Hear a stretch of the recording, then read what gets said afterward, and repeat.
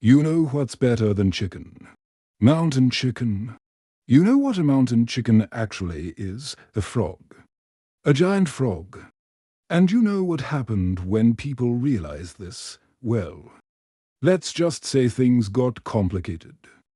This is the story of the world's most hilariously misnamed amphibian, and how its delicious-sounding nickname almost led to its complete extinction. Buckle up, because this gets wild. The Great Deception. Meet the mountain chicken, also known as the giant ditch frog, or by its scientific name, Leptodactylus fallax. And before you ask, no, it doesn't taste like chicken. I mean, allegedly it does, which is literally the entire problem. But we'll get to that.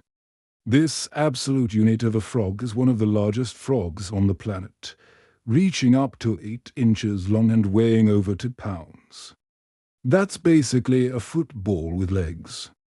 A squishy, googly-eyed football that screams into the void at night. Now, you might be wondering, who looked at this frog and thought, yeah, that's definitely a chicken. Great question. The answer is Caribbean islanders who were either incredibly creative marketers or just really bad. At ornithology, the frog got its name because when cooked, the meat supposedly tastes like chicken and the legs are chunky enough to actually resemble tiny chicken drumsticks. Imagine being a frog, minding your own business in a ditch, and humans decide you're so delicious looking they're going to give you a menu name. That's like naming a cow delicious burger and being surprised when people start getting hungry.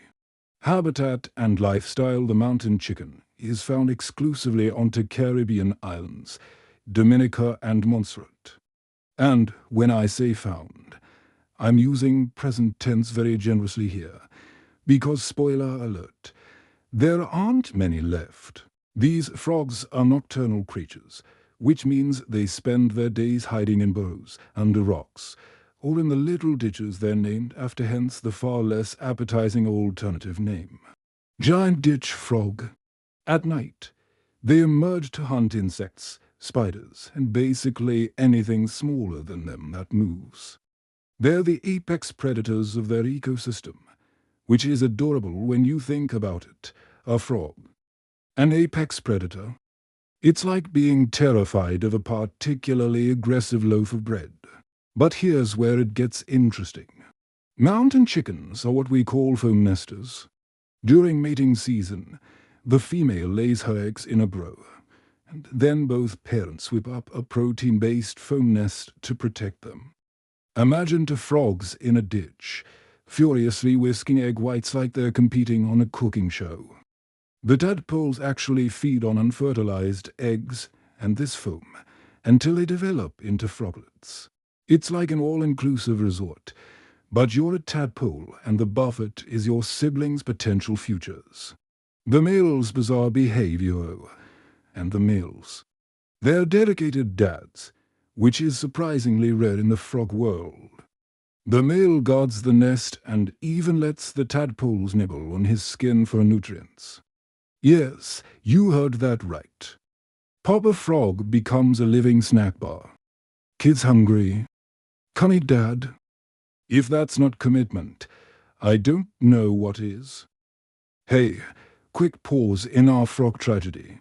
If you're enjoying learning about this criminally misnamed amphibian, smash that like button and subscribe for more bizarre animal facts that'll make you question everything. Seriously. We've got content on animals you didn't even know existed, doing things you won't believe. Now, back to our chunky friend's descent into chaos. The downfall begins so. We've established that the mountain chicken is large, delicious sounding, and relatively easy to catch since they just hang out in ditches. Can you see where this is going? For centuries, these frogs were a staple food source in Dominica and Montserrat. They were so popular that they became the national dish of Dominica. Imagine being a species and your biggest claim to fame is being dinner. That's like if humans were best known for being dragon food. By the 1980s, people started noticing there weren't as many mountain chickens round. Shocking, right? Turns out when you eat something faster than it can reproduce, the population tends to decline. Who knew? Conservation efforts began, and there was hope. The frogs were still relatively common, just not as superabundant as before. But then 2000 happened, and things got apocalyptic. The fungus among us, a deadly fungal disease called chytridiomyces, arrived on the islands, probably hitching a ride on imported amphibians. This fungus, caused by Batrachochytrium dendrobatides, which I'll call BD because I value your time and my sanity, attacks the frog's skin. Now, for most animals, a skin infection is annoying. For frogs, it's catastrophic. Frogs breathe and absorb water through their skin, so when BD disrupts that, it's game over. It's like someone unplugging your lungs and stomach simultaneously. Within just a few years, the mountain chicken population collapsed by over 80%. Almansart, which also happens to have an active volcano because these frogs clearly angered some ancient deity, fewer than 100 individuals remained. On Dominica, thousands dwindled to hundreds. The world watched as the mountain chicken went from national dish to critically endangered faster than you can say ecological disaster. Conservation efforts, but here's where humans actually become the good guys for once. Conservation organizations launched emergency rescue operations, collecting frogs and establishing captive breeding programs in zoos across Europe and North America. Scientists are now working on everything from antifungal treatments to creating disease-resistant populations. There are mountain chickens in England living better lives than most humans. With climate-controlled enclosures and gourmet insect meals, talk about a glow-up. In 2009, Dominica even banned hunting of mountain chickens entirely, which honestly should have happened decades earlier. But better late than never, right? The irony here is the wildly ironic twist. The same frogs that were once so numerous they fed entire communities are now so rare that seeing one in the wild is like spotting a unicorn. The species that survived for millions of years was nearly wiped out in less than 2 decades by a combination of overhunting and a disease we accidentally introduced. We literally loved them to death, then accidentally tried to finish the job with a fungus.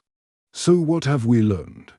Well, maybe don't name animals after food. Maybe regulate hunting before it's too late.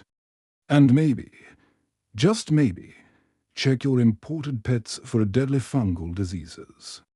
The mountain chicken's story is a stark reminder that even the most abundant species can vanish in the blink of an eye when we're not paying attention. But it is also a story of hope of scientists and conservationists fighting to save a species from the brink. These goofy, foam-nesting, dad-bod-having, hilariously named frogs deserve a second chance. And with continued effort, maybe one day they'll reclaim their ditches and mountains, croaking loudly into the Caribbean night once more.